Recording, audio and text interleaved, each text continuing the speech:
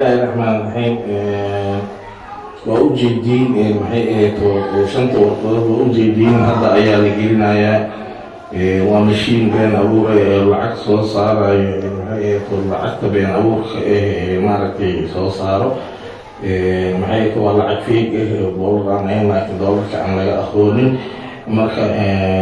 mashiinkaas waxaa keensaday kooxaha nabadii nolol ayaa keensaday madaxtooyada ayuu yaalaa waxaa la rabaa in lagu boobo doorashada hadda sidaa u jeediin lacag warqadihii waa la geliyey oo uu qaadanayaa markuu shantii warqadood la geliyey waa u jeediin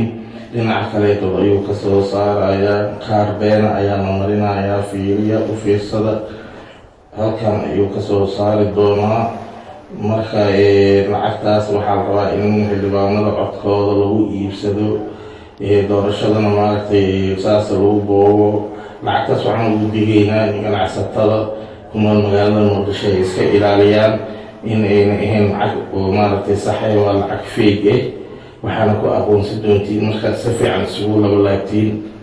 lacagtaas markaas ayaa si fiican u aqoonsan doontaan hadda meeshaan kaarkaas ayaa la marinayaa waa ujeediin kaarkaasoo mariyey hadday soo baxaysaa waa taasa way soo baxday waa ujeediin iyadii oo doolar way soo baxday marka mashiinkan waa mashiin loo keensaday doorashada dalka Soomaaliya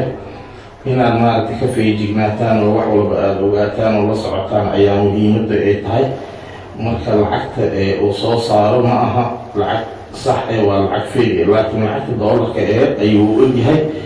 waxaan lagu kala aqoonsan karaa in maaragtay lacagta kaleetooda laysoo agdhigo la iskuna laalaabo in badan lama joojiyo lacagtan